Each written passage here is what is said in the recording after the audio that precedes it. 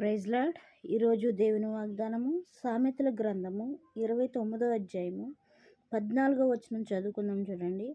ఏ రాజు దరిద్రులకు సత్యముగా న్యాయం తీర్చునో ఆ రాజు సింహాసనము నిత్యముగా స్థిరపరచబడును.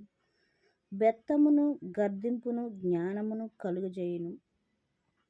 అదుపులేని బాలుడు తన తల్లికి అవమానము తెచ్చును. ఇక్కడ వాక్యముతో మనతో ఏమని మాట్లాడుతున్నాడంటే, మనమందరము కూడా ఇప్పుడు ఎవరు గెలవాలని అనుకునేవారుగా ఉంటున్నాం.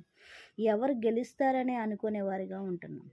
కాబట్టి ఇక్కడ వాక్యముతో ఆయన అయితే ఏమని మాట్లాడుతున్నాడంటే, ఎవరైతే దరిద్రులకు సత్యముగా న్యాయము తీర్చునో వారి యొక్క సింహాసనము ఎలా ఉంటుందంట, స్థిరపరచబడి ఉంటుందంట.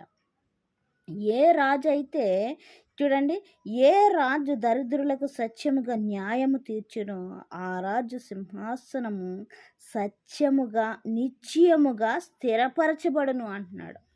ఏం చేస్తున్నాడండి? ఎవరిని నిర్ణయించాలనేది ఎవరికి తెలుసు అంటే భగవంతుడికి తెలుసు. ఎవరిని నిలబెట్టాలనేది, ఎవరిని గెలిపించాలనేది, ఎవరిని నడిపించాలనేది ఎవరికి తెలుసు? భగవంతుడికి తెలుసు. కాబట్టి మనం ఏం చేయాలంటే 2 నిమిషాలు, 1 నిమిషమైనా సరే ప్రార్థన చేసుకుని, తండ్రి నువ్వు ఎవరిని నిర్ణయించావో వాళ్ళకే మేము ఓటేసేటట్లు సహాయము దయచేయని మనము వేసేవారుగా ఉందాం. ఎందుకంటే ప్రభుత్వములైనను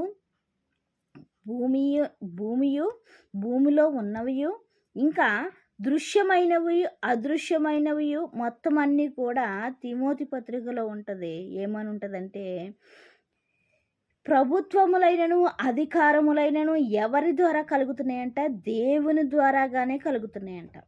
కాబట్టి దేవుడు ఎవరిని నిర్ణయిస్తే వాళ్ళే. దేవుడు ఎవరిని నిర్ణయిస్తాడని చెప్తున్నాడు ఇక్కడ. ఎవరైతే పేదలకు దరిద్రులకు సాయం చేసేవాడిగా ఉంటున్నాడో, న్యాయము తీర్చేవాడిగా ఉంటున్నాడో వాళ్ళని నిర్ణయించేవాడిగా ఉంటున్నాడు దేవుడు. అయితే వాళ్ళకి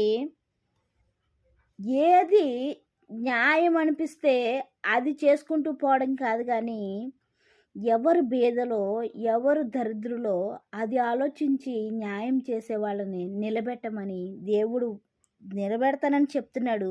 మనము కూడా దేవుణ్ణి అదే కోరుకునే వారిగా ఉందాం. దేవుడి చిన్న పరిశుద్ధ వాక్యం దీవించిన గాక. వాక్య పరిచయలో మీ సహోదరి. ఆమెన్.